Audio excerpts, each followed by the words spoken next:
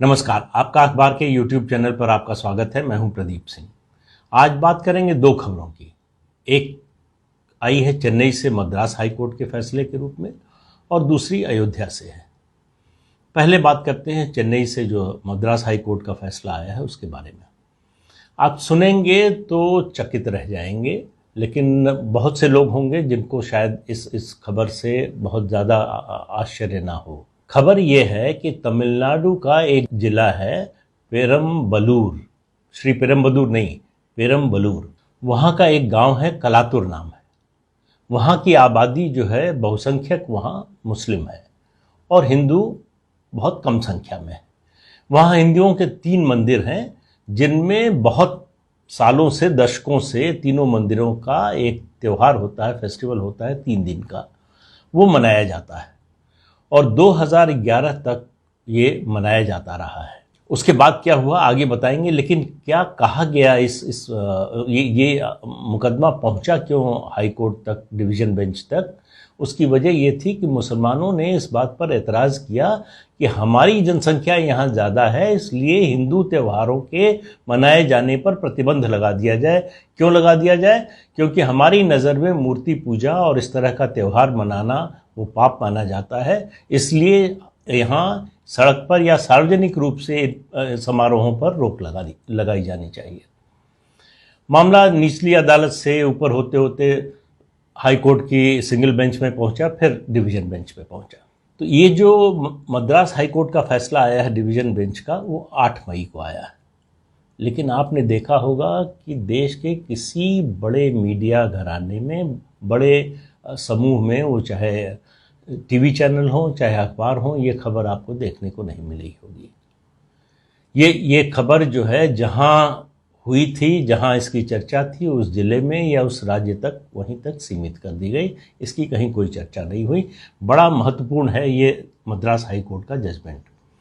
क्यों महत्वपूर्ण है आपको बताता हूँ। देखिए, इस जिले के इस गांव में इन 3 मंदिरों का जो त्यौहार है, ये दशकों से मनाया जाता रहा है बिना किसी रोक टोक के। 2011 तक ये सिलसिला चलता रहा, लेकिन 2012 में इलाके के मुसलमानों ने इस पर एतराज़ किया। इसके खिलाफ जो है हिंदू पक्ष जो है कोर्ट में चला गया। तो रेवेन्यू अधिकारी, जो संभागीय राजस्व अधिकारी होता है, उसके यहाँ मामला गया, चलता रहा। इस बीच पुलिस ने कुछ प्रतिबंधों के साथ इस यात्रा को मंजूरी दे दी। जब राजस्व अधिकारी, संभागीय राजस्व अधिकारी का फैसला आया तो उसने कहा कि ये त्यौहार मनाए जाते रहेंगे, लेकिन ये इतने प्रतिबंध होंगे, प्रतिबंधों के साथ इनको मनाए जाने की छूट दी। लेकिन मुस्लिम पक्ष फिर भी अड़ा रहा कि नहीं, ये ठीक नहीं है। तो मामला जो है वे बढ़कर आया मद्रास हाई कोर्ट की एकल बेंच के पास। मद्रास हाई कोर्ट की एकल बेंच ने जो राजस्व अधिकारी का फैसला था उसको बहाल रखा और कहा कि त्यौहार मनाया जाता रहेगा, लेकिन ये प्रतिबंध लागू रहेंगे। फिर बात गई, इसको चैलेंज किया गया डिवीज़न बेंच के सामने। डिवीज़न बेंच ने कहा कि ये तो बड़ा खतरनाक संकेत है, इस तरह की इंटॉलरेंस। अगर यही बात दूसरे इलाकों में, देश के जो हिंदू बहुल इलाके हैं, वहाँ हिंदू कहने लगे दूसरे धर्मों के त्योहारों के बारे में, तो फिर क्या होगा? फिर तो देश में अराजकता होगी, दंगे होंगे, खून खराबा होगा। तो किसी भी सेक्युलर कंट्री में, देश में इसकी इजाज़त कैसे दी जा सकती है? मामले की पूरी सुनवाई हुई। इसमें 2015 से या 2012 के बाद थोड़े, उसके बाद 2015 और 18 के बाद ज़्यादा रिस्ट्रिक्शंस लगे। उन सब के बारे में हाई कोर्ट ने कहा कि जो डिस्ट्रिक्ट म्यूनिसिपैलिटीज़ एक्ट है 1920 का, 1920 का, उसके मुताबिक इलाके की हर सड़क और हर गली पर वहाँ के रहने वाले सब लोगों का समान अधिकार है। वो माइनॉरिटी में है, मेजॉरिटी में है, वो इस धर्म के हैं, उस धर्म के हैं, इससे कोई फर्क नहीं पड़ता। उनको अपना त्यौहार मनाने, वहाँ पर यात्रा और या इस तरह का जुलूस निकालने का अधिकार है। यहाँ तक कहा कि ये भी कोई आधार नहीं हो सकता इस तरह के जुलूस को रोकने का कि रास्ते में किसी और धर्म का पूजा स्थल पड़ता है। हाईकोर्ट ने कहा ये कोई कारण नहीं है।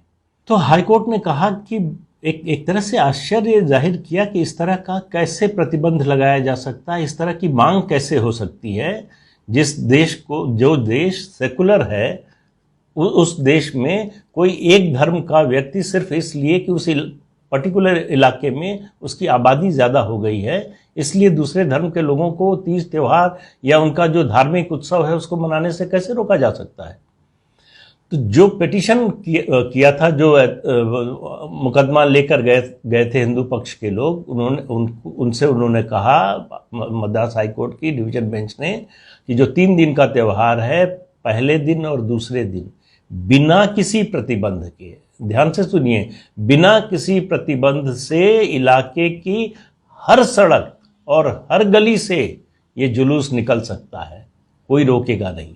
तीसरे दिन जो उनकी प्रथा थी ये इस त्योहार को, इस जुलूस को मनाए जाने की, इसको, उसमें यह था कि हल्दी मिला हुआ पानी का छिड़काव होता था। हिंदू पक्ष ने खुद ही कहा कि हम जो है इसको बंद कर देंगे, ये छिड़काव नहीं करेंगे। तो डिवीजन बेंच ने कहा कि वो जब खुद ही मानने को तैयार है तो उस पर कोई आदेश देने की जरूरत नहीं है अलग से, और पुलिस को कहा कि आप ये इंश्योर कीजिए कि ये जुलूस, ये त्योहार हमेशा की तरह जैसे दशकों से मनाया जाता रहा है वैसे ही मनाया जाए, हर गली और हर मोहल्ले की सड़क से जो है निकले, गली मोहल्ले से, और सिर्फ आपका काम इतना होगा ये इंश्योर करना कि कोई दुर्घटना ना होने पाए। बात यह है कि ये चेन्नई के एक ज़िले के एक छोटे से गांव की बात है, लेकिन बात इतनी साधारण नहीं है। ये बात मानसिकता की है, ये प्रवृत्ति की है। ये कौन सी प्रवृत्ति है जिसके चलते ये दावा करने का किसी को ये अधिकार तो छोड़िए, ये साहस भी हुआ कि हम चूंकि यहाँ आबादी में ज़्यादा हैं इसलिए आप अपने तीज त्यौहार मनाना बंद कर दीजिए, यहाँ नहीं हो सकती पूजा, यहाँ धार्मिक जुलूस नहीं निकल सकता। ये आने वाले दिनों का संकेत है। और आप याद कीजिए, पश्चिम बंगाल की बात बहुत दिनों से मैं कर रहा हूँ। आप देखिए जो शुरुआत हुई वहाँ तनाव की, वो इसी बात से शुरू हुई कि जिस बात को मद्रास हाई कोर्ट मना कर रहा है कि ऐसा नहीं होना चाहिए, वही पश्चिम बंगाल की सरकार कर रही थी, प्रतिबंध लगा रही थी। सरस्वती पूजा नहीं हो सकती, हनुमान जयंती नहीं मना सकते, दुर्गा मूर्ति का विसर्जन जो है उसको रोक दिया जाएगा इसलिए कि जो है उस दिन मुसलमानों का कोई त्यौहार है। मुसलमानों का त्यौहार हो, हिंदुओं का हो, सिखों का हो, ईसाइयों का हो, सबको अपना त्यौहार मनाने की उतनी ही आज़ादी होनी चाहिए। ये कैसे हो सकता है कि एक धर्म के लोगों की आपत्ति पर दूसरे धर्म के लोगों का तीज त्योहार या धार्मिक उत्सव रोक दिया जाए? ये जो प्रवृत्ति बढ़ रही है पश्चिम बंगाल में, जो खतरे की ओर मैं इशारा कर रहा हूँ, ये इसी के कारण है। ये ज़्यादा खतरनाक इसलिए बताता हूँ कि उसको सरकारी संरक्षण प्राप्त है, उसको सरकारी मान्यता प्राप्त है कि ऐसा मांगने का अधिकार है उनको, और वो इसको रोक सकते हैं क्योंकि उनके हाथ में सत्ता है, उनके हाथ में पुलिस है, प्रशासन है, तो इसको रोक सकते हैं। अब दूसरी खबर एक आई है अयोध्या से। अयोध्या के एक गांव में जो हिंदू बहुल है, लगभग शायद 80-90% जो है आबादी वहाँ की हिंदू है, वहाँ उन्होंने एक मौलवी को, जो एक मदरसे में पढ़ाते थे पहले, उनको ग्राम प्रधान चुना है। हिंदुओं ने एक मुसलमान को ग्राम प्रधान चुना है। तो इन दोनों प्रवृत्तियों का अंतर देखिए। आप किसी धर्म की बात मत कीजिए, इस धर्म का उस धर्म का, मैं कह रहा हूं कि इस प्रवृत्ति को देखिए।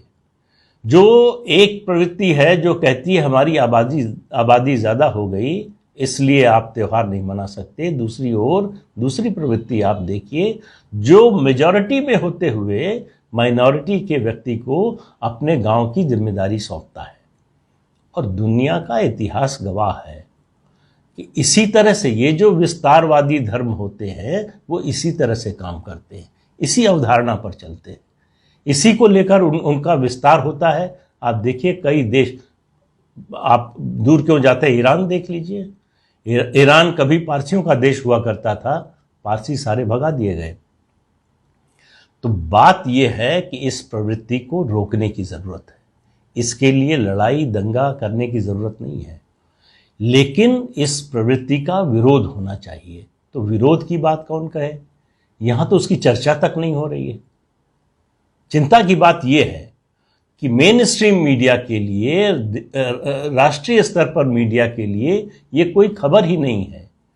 अब आप कल्पना कीजिए कि यही उल्टा होता, कोई ऐसा गांव होता जहां हिंदू बहुसंख्यक होते और मुसलमान अल्पसंख्यक होते, उस गांव में कम आबादी होती और उनके तीज त्योहार पर रोक लगाने की मांग करते, तब क्या होता? तो पूरे देश में सुर्खियां बनती। मेरा सारा विरोध इस तरह की प्रवृत्ति से है, इस तरह की सोच से है। अगर एक पक्ष की सांप्रदायिकता गलत है तो दूसरे पक्ष की भी गलत है। ये जब तक आप करते रहेंगे भेदभाव कि हिंदू के खिलाफ कुछ हो रहा हो तो चुप हो जाओ, मुसलमान के खिलाफ हो रहा हो तो चिल्लाओ, मुसलमान के खिलाफ हो रहा आवाज उठाइए, कोई हर्ज नहीं। इसी देश के नागरिक, इस देश का कोई भी नागरिक हो, उसके साथ अगर अत्याचार हो रहा, अन्याय हो रहा है तो बोलना चाहिए, जरूर आवाज उठानी चाहिए, लेकिन बराबरी